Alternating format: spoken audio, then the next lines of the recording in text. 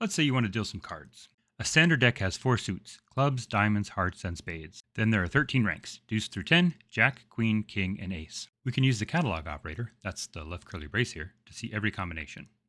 The semicolon there puts the 2 strings into boxes. Then catalog takes every combination of the boxed values. Then transpose turns that on its side, just to make it look nicer. Okay, so let's convert those box strings to symbols, flatten it with Ravel, and then give it a name. If you'd prefer to have it sorted by rank instead of by suit, just remove the transpose. Anyway, let's call that our deck. If we did that right, we'd expect to have 52 cards. The hash operator gives us the length of an array. So that looks good. We can grab the first 4 cards with take, or left curly dot. Since the deck is sorted by rank, that gives us the 2s, or deuces. If we want the aces, we can deal from the bottom of the deck. If we want to know what card is card number 23, we can just extract it. Array indices start at 0, so that deuce of clubs up there is card 0, and the ace of spades is 51. Jay complains if you ask for an entry that's out of range. You can ask for -1 through -52 though. So now we can map numbers to cards. But what if we want to go the other way? Let's say we want to find the queen of hearts. This here is a string, but our deck is actually an array of symbols. We can't match strings and symbols directly, so we need a symbol. Unfortunately, Jay doesn't have a syntax for writing symbols, but they're still pretty easy to construct. We can either use less than to box the string, and then pass that to s:, or we can put an extra character at the start of the string and forget the boxing. That extra space is called a fret character, and it acts like a delimiter for defining multiple symbols at once.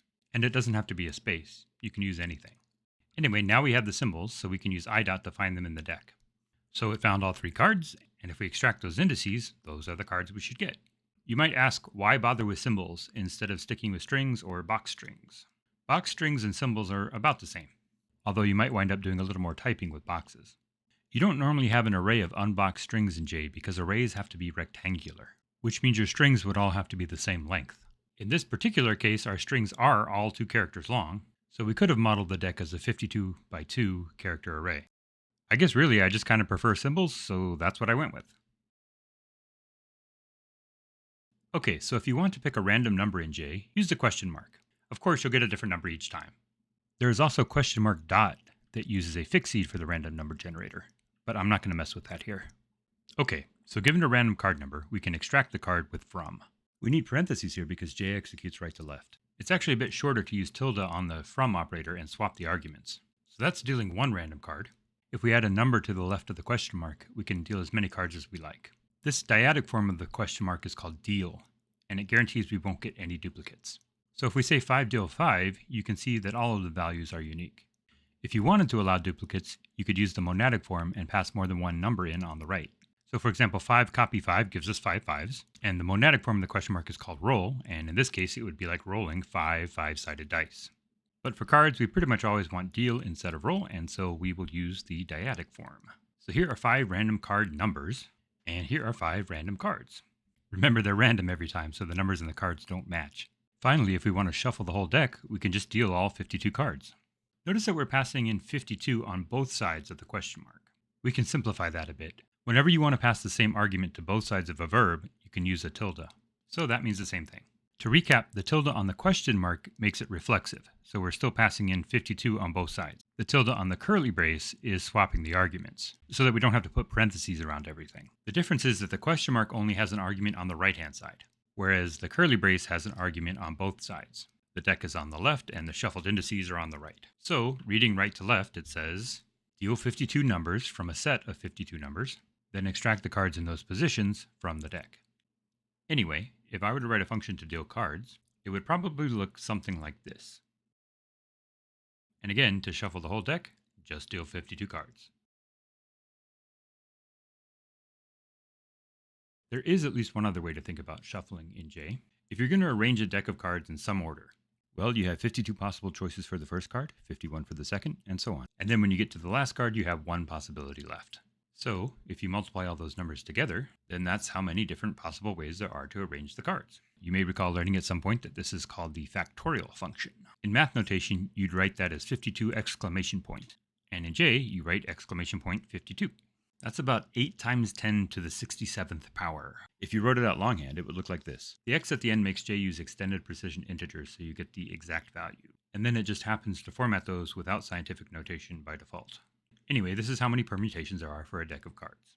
And the idea is, instead of making a sequence of 52 random choices to shuffle the deck, we could just say that there are 52 factorial shufflings out there in the universe, and we're going to pick one of them at random. Of course, now we need some way to take one of these numbers and map it to an actual arrangement. It turns out that J has a primitive that does exactly that. Imagine we had a table of all the permutations. Don't worry about what this means just yet. We're just defining a table called T, where each row is a permutation of the string A, B, C, D. That's 4 letters, so there should be 4 factorial permutations. 4 factorial is 24, and there are 24 rows in the table. It's a little hard to read, so let's format it a bit. So that's itemizing and then boxing each row to make it vertical. So each column in this picture corresponds to a row in T.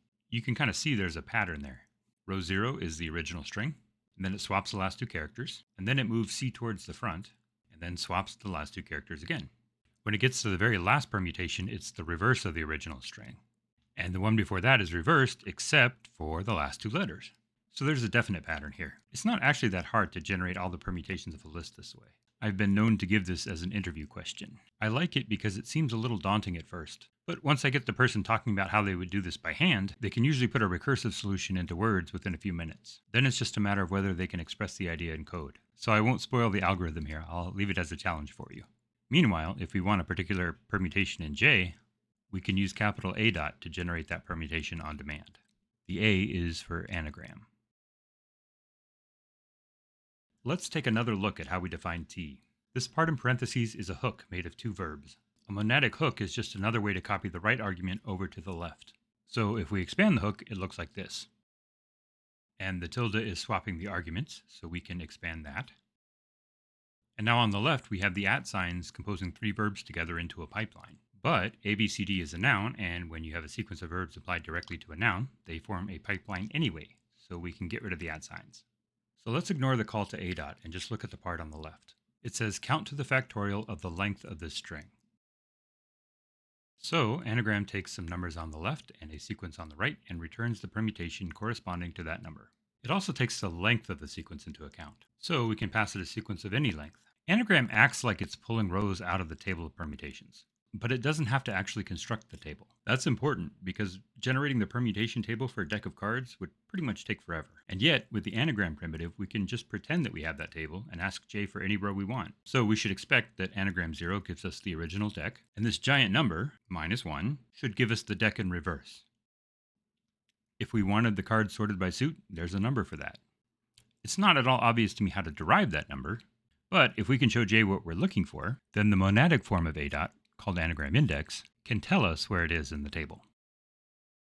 And of course, to bring this back where we started, if we want to shuffle the deck, we can just extract a permutation from the table at random.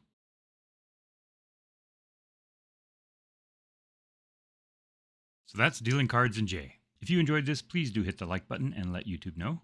Either way, thank you for watching, and I hope to see you again soon.